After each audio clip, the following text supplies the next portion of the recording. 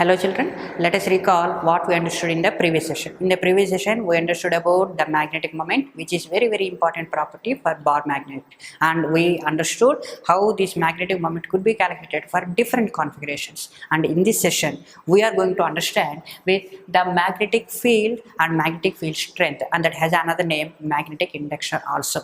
Well, what is the meaning of field? Field is nothing but the space surrounded by something. So, if it's a gravitational field, what is the meaning of gravitational field? The space surrounded by the mass where another mass will experience a kind of force.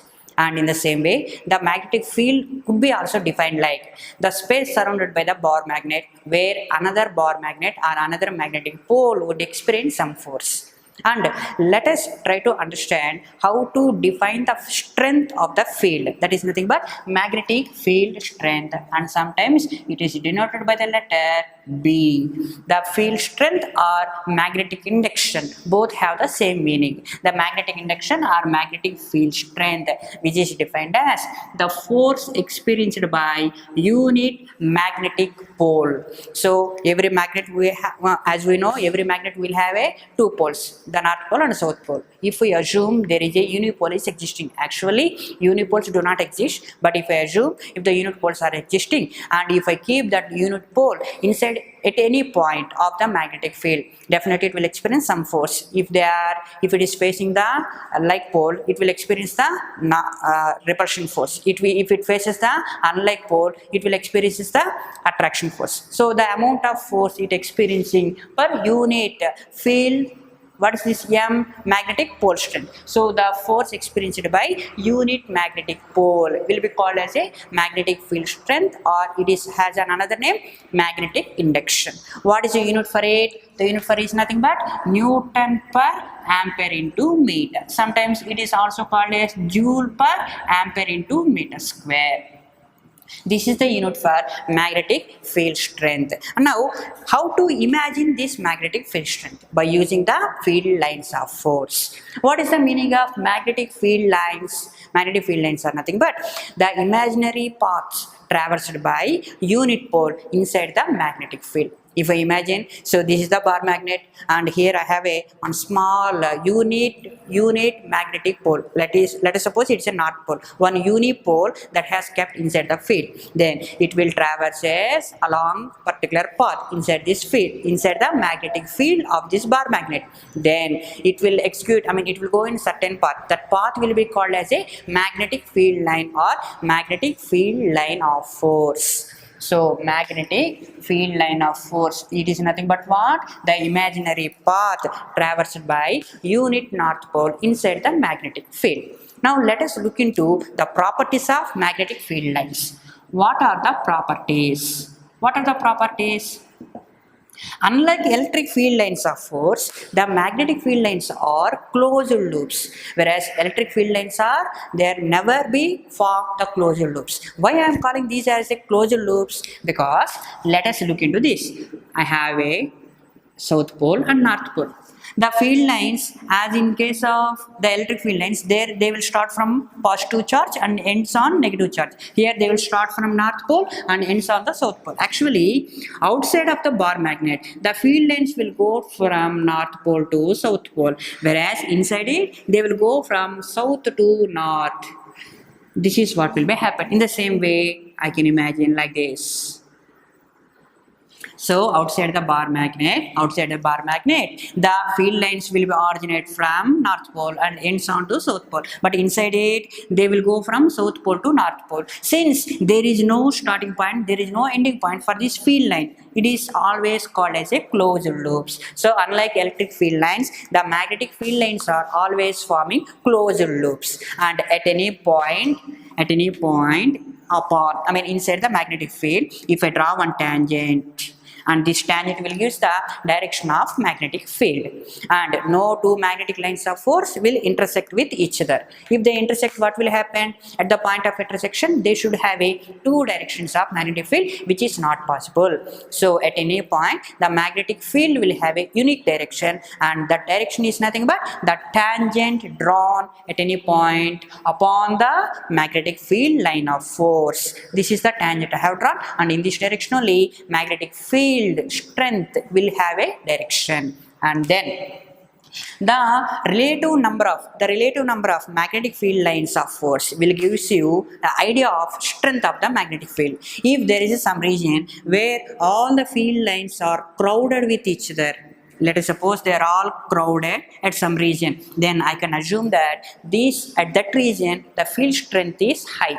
So the field lines, the relative separation between the field lines will gives you idea of strength of the field. In some region, if the field lines are, they grouped with each other, grouped nearby each other, then we may have thought that there the field strength is high. And if there is some region where the field lines have been spread out from each other, if they have spread it along this some region having some more gap between them, then we can assume then in those regions the field strength is weak. So where the field lines are grouped nearby each other, that will be called as the region where field strength is high. And where the magnetic field lines of force are spread, those region we will call the region with the magnetic field strength weak. This is how. And if the field lines are parallel and have a same gap between them, we can call this is a uniform magnetic field. This will be called as a uniform magnetic field. So in this way we can differentiate the magnetic field into three ways: the uniform magnetic field, the non-uniform magnetic field, such that the field strength is high, the field strength is low. Actually this might not be the correct diagram, so we can assume like this. So let us suppose there is some region where I have the field lines are grouped more, and here I will have a strengthy field, and here I will have a weak field, because all the lines are having a gap between them and they are keep on spreading out in the region. So this will be called as a weak field, this will be called as a strong field, and this will be called as a uniform magnetic field. And related to these properties of magnetic field lines of force, here I have one interesting phenomena. What is that is, let us suppose there is a certain uniform magnetic field, and in this uniform magnetic field I would like to dip one soft iron made ring. There is a one soft iron made ring. So if I dip a soft iron made ring into this field, uniform magnetic field, then immediately what will happen is all the field lines will be directed to go into this material, such that there will be no field lines present in the gap in the ring space. Here I have the ring space, left out region. In this region there will be no magnetic field lines.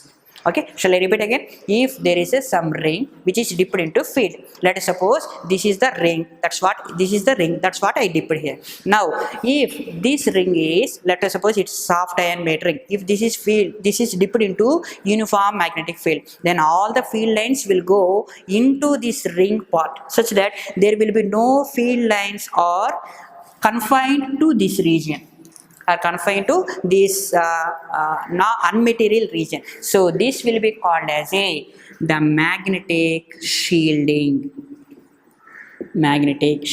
or magnetic screening. It is similar to the electrostatic shield or electrostatic screening. So here also same thing will happen. There will be certain region where we will not have any magnetic field lines of force. So if I keep any magnetic material here in the gap, in the space left out here, so if I keep any magnetic material, it will not experience any kind of force, because there is no magnetic field lines of force are existing in this region. So that will be called as a magnetic shield or magnetic screening effect. So this is what about the magnetic field and magnetic field lines of force and their related properties. Now let us move on for the next important topic, that is the torque experienced by magnet or magnetic needle. Well, let us speak some important points related to this concept.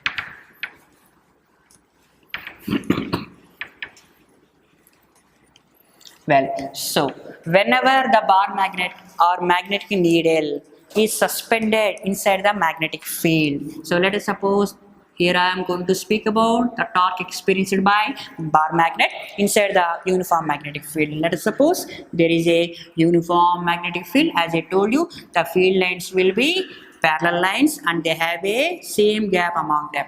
And in this magnetic field, I suspended one bar magnet. I suspended one bar magnet such that the south to north, I mean the bar magnet will have a magnetic moment, right? That magnetic moment will have a particular angle theta with the bar magnetic field. This is the direction of a magnetic field. This is the magnetic moment direction and they both have a angle theta between them. Now these two ends will experience the force in these directions. Will experience a force in this direction, so that because of the two equal forces acting at two different points, it will experience the torque, and the torque is given by mb sin theta. So the torque magnitude I am giving here, which is nothing but mb sin theta. From here, if theta equals to 0 degrees, sin 0, 0. Therefore, what is the torque? It will experience 0. Therefore, whenever the bar magnet is suspended in the magnetic field, along the magnetic field, then it will not experience any torque. When theta equals to 90 degrees, it will experience the maximum torque. How much it is? mb. This is going to be the maximum torque that will experienced by the bar magnet inside the magnetic field. Now, with this background, let us try to understand what is the work done in order to turn the bar magnet from one orientation to another orientation. Let us understand that. The work done in order to turn the bar magnet from one orientation to another orientation. Let us assume this bar magnet is aligned inside the magnetic field such that it is having an angle of orientation theta 1. Now it's been turned against the field through an angle of theta 2. Let us suppose it is turned through some angle theta 2. Don't think it is a 90 degrees. I am calling it is some different angle theta 2. Diagrammatically it may looks like that, but I am assuming it is a theta 2. So from theta 1 orientation to theta 2 orientation, it has been turned out. And then, so for infinitesimally small angle of deflection, what is going to be the work done? That is nothing but tau into d theta. Right. Now what is the tau? I already studied. What is the torque experienced by this magnet? How much it is? mb sin theta into d theta. Now what is the total work done in order to turn from theta 1 orientation to theta 2 orientation?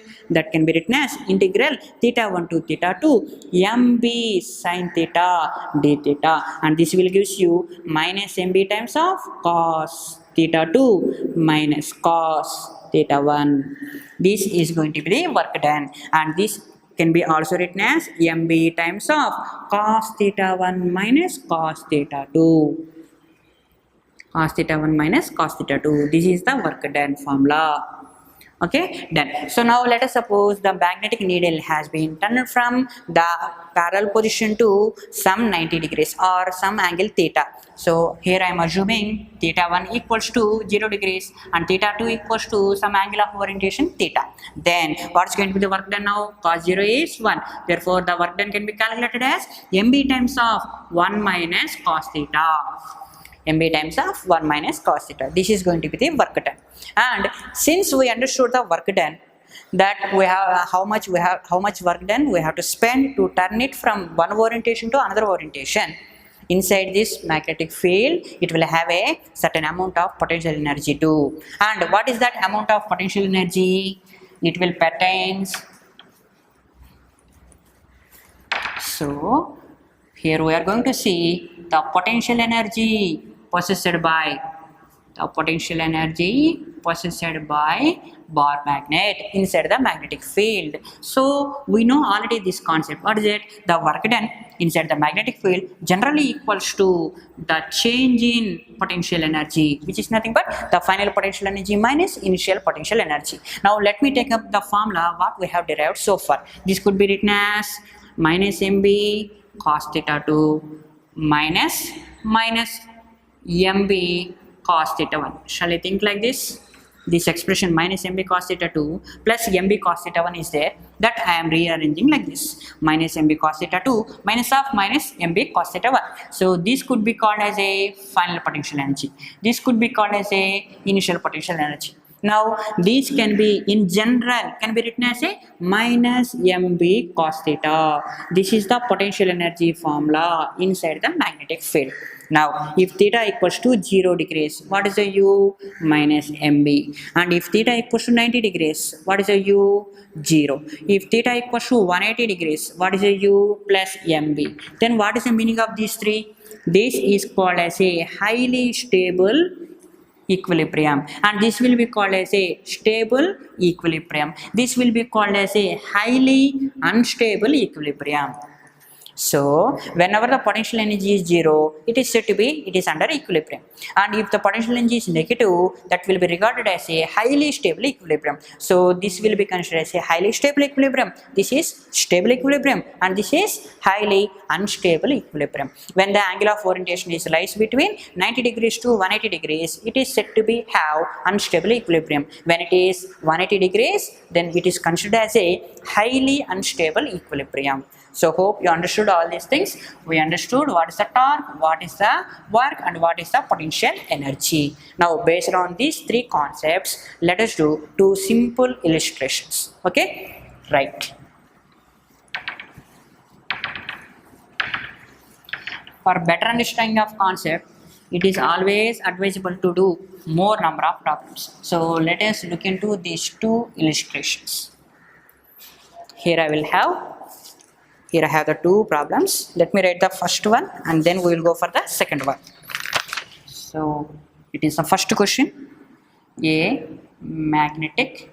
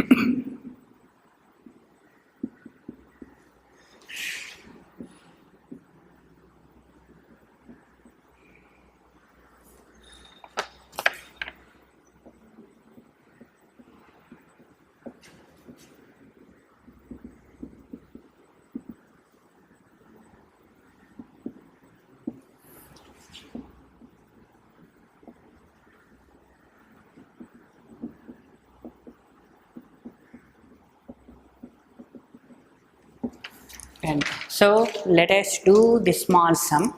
So here what you understood, a magnetic needle is lying parallel to magnetic field. So shall we try to draw the diagram? This is the uniform magnetic field. In this uniform magnetic field, magnetic needle is lying parallel to it. That means definitely it should be south, it should be the north. Right. So this is the magnetic moment will be in this direction. Magnetic field is also in the same direction. So it is lying parallel to the magnetic field. Requires √3 joules to turn it through 60 degrees. Now it's been aligning with the magnetic field such that it is a south, it is a north. Here it is having an angle of 60 degrees. For turning it through 60 degrees, how much work has been spent? √3 joules. Now, what is the torque needed to maintain the needle in this position? So, as soon as it is coming to here in this orientation, it will experience the torque. In which direction? So, since it is being turned in this way, definitely it will experience the torque in the rotation effect like this. I mean, definitely it will have rotation in this direction. It will have a rotation effect in this direction. So, if I apply the equal and opposite torque, then it will be remain there. So I am trying to find out here what is the torque it is experiencing in this orientation. So if I apply the same amount of torque in the opposite direction, it will be remain here. That's what they are asking. What is the torque needed to maintain the needle in this position? If I apply the equal and opposite torque, what it is experiencing here, then it will remain there. It will be maintained in the same orientation. Okay, let us start now. We know very well what is the work done in order to turn the magnet from the one orientation to another orientation. Actually, it is been turning from the highly stable equilibrium orientation to the 60 degrees orientation. Here I have given you already one formula. What is that? 1 minus cos theta. Just before this problem, we have seen that mb times of 1 minus cos theta, because when it is turned from this orientation to this orientation, some new angle theta, we can call it as a w equals to mb times of 1 minus cos theta. Here what is the theta? 60 degrees. By substituting that, what we will get? mb times of cos 60 is 1 by 2. 1 minus 1 by 2, 1 by 2. What is the work required for doing this process? That is nothing but root 3 joules. So from here what I can write? mb equals to 2 root 3. So let me keep this in my mind. And let me try to calculate what is the torque it is experiencing in this orientation. What is the torque formula? That is nothing but mb sine theta. At any angle of orientation theta, there theta is nothing but what? Angle made by the magnetic moment with the magnetic field. When it is aligned in this direction, theta equals to 0 degrees, torque experience is equals to 0. And when it is aligned to angle 60 degrees, the torque it is experiencing is nothing but mb times of root 3 by 2. I already know about the mb that I have calculated here. How much it is? 2 root 3 times of root 3 by 2. Now 2 to get cancelled, which will gives you 3 joules. Therefore, the torque required to maintain this needle in this position is nothing but 3 joules, but in the opposite direction. What do you mean by opposite direction? What's the direction of torque it experiencing? That will be given by the right hand rule. What is that? So if it want to turn along this way, then the torque will be in this direction. I mean, tau equals to r cross f, that we know, right? Tau equals to r cross f. Here actually it is nothing but m cross b. M cross b. That means what? M is in this way, b is in this way. So m cross b. Hence the torque will be, actually it is experiencing a torque into the plane of a board. Now if I apply the same amount of torque which is out of the plane of the board, then it will be remain there. Therefore, I should apply in this direction. The torque must be in this direction such that the magnitude equals to 3 joules. The magnitude equals to 3 joules. This is the one numerical. Now let us move for the next numerical. That will be interesting for you. See this one.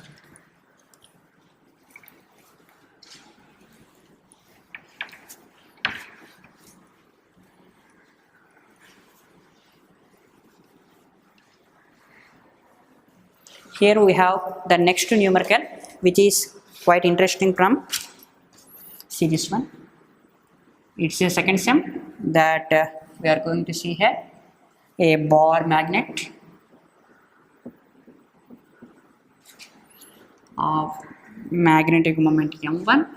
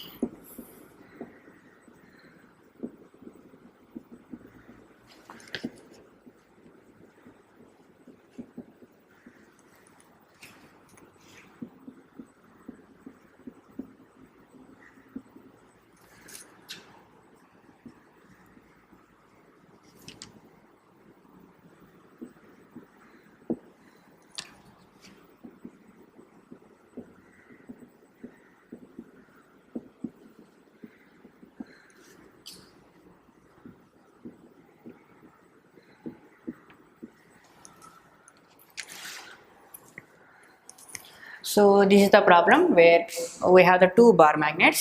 A bar magnet of magnetic moment m1 is suspended by a wire. So there is a one bar magnet which is having a magnetic moment m1 and that is suspended with the wire. Now the wire is turned through 45 degrees. The upper end of the wire is rotated through 45 degrees. Under similar condition, another magnet of magnetic moment m2 is rotated through 30 degrees. Then find the ratio of m1 and m2. Actually, what is happening here? This is the bar magnet and that is suspended with the help of wire. Now if I turn through some angle, then bar magnet will turn through some angle.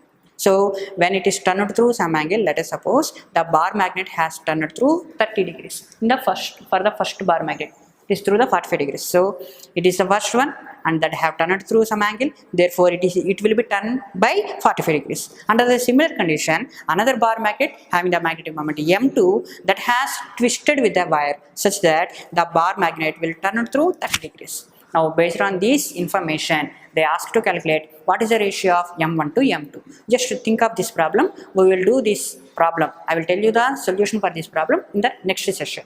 Thank you.